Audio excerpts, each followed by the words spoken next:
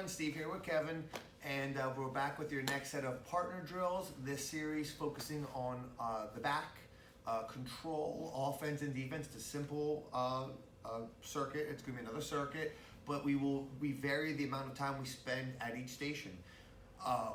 So again, when working from the back, right, we're going to focus on when we initially get our back mount, right, keeping both feet in the center.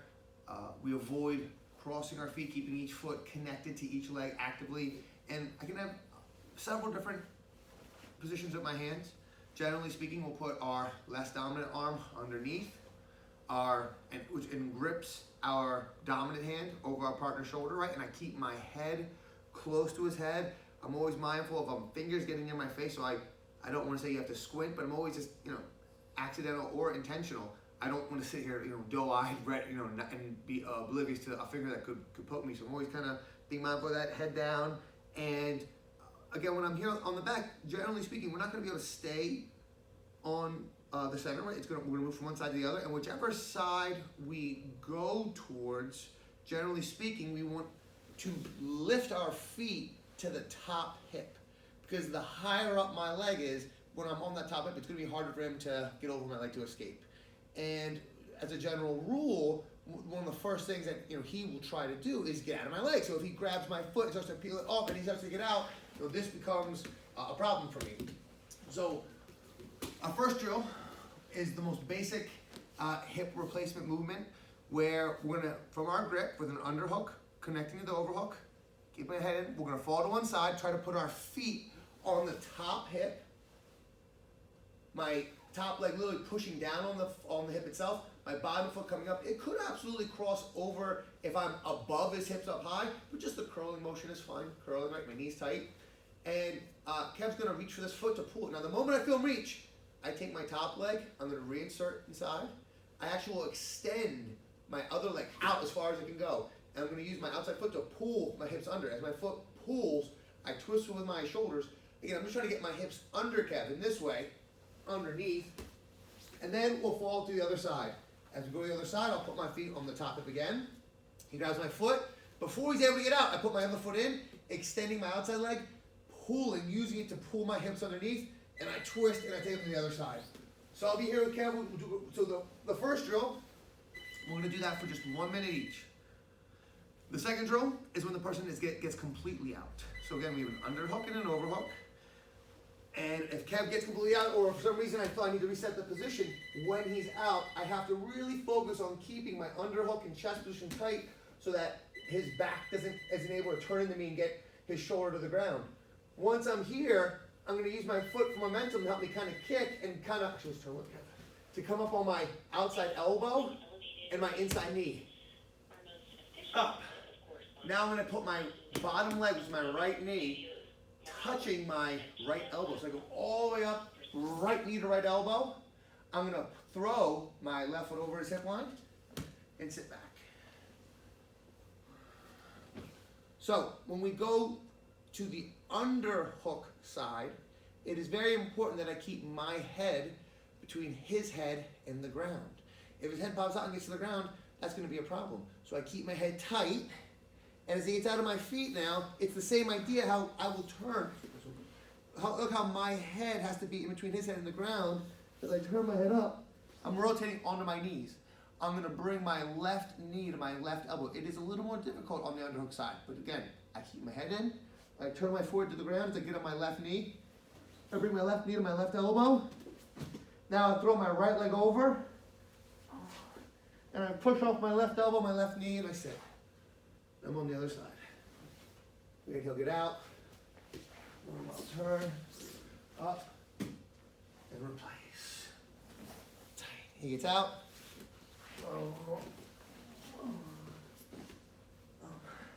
And replace. So that movement is a little more complicated. We're going to do that for 2 minutes each.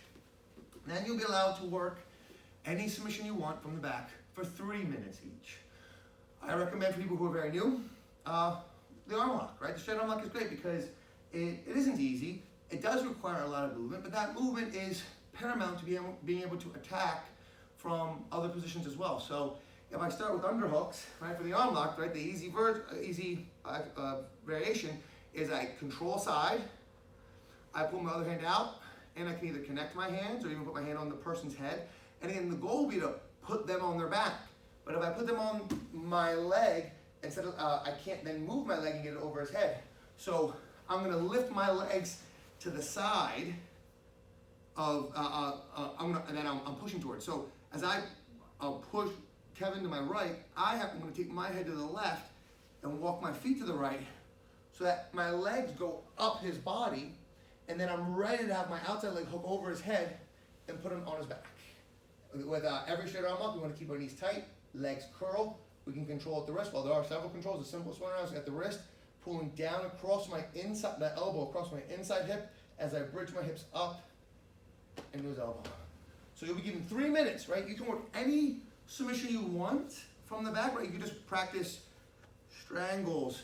You can practice, any technique you want. But for the person who's newer, working the straight arm lock, it's not easy. It will become very beneficial later. So you'll get 1 minute, the hip movement, 2 minutes, full back replacement, 3 minutes, any submission, and then the last round is escapes. And we'll do escapes for 4 minutes each. And so if your partner is new at this, you're gonna give them minimal resistance, meaning you're just gonna help them go through the motions. But if you're working with someone who's way more experienced, this is where the person on the back says, I'm not gonna let you out, right? I'm gonna try to choke you or submit you or use those replacement moves to keep on your back. So we work at an appropriate level. Again, for the people who just need a reminder for the escapes, well, yes, I can grab at his arm to prevent a choke. This is not my escape, right? This is just to temporarily, keep him from choking me, but it doesn't get me out. What gets me out is moving, getting out of his legs, being able to rotate. If possible, I want to go to the underhook side, right? My legs drive me to the underhook side. I want to get my head to the ground. If his legs keep me stuck, I can pull my leg in to grab at the heel to help me clear the leg out, using, again, my legs to hit. I want to get completely out. If he's holding on, I can use my other leg to help me remove and keep everything tight. I bridge my weight onto his chest a little bit and take the arm that's closest to his body down. Now, if I can get under his leg, that's best. But even if I can't, just getting it low to the ground allows me to rotate my chest, rotate my upper body, so that I'm within his arms. So right on the top. So when Kev's on my back, ideally I want to go to the underhook side. I want to get out of these leg hooks. And then I want to be able to rotate in and face him chest to chest. Just like there are other submissions from the back, there are other escapes. And when we're doing the drilling, you're free to work any escape you want as long as it's a good technique. So the whole circuit's 20 minutes again.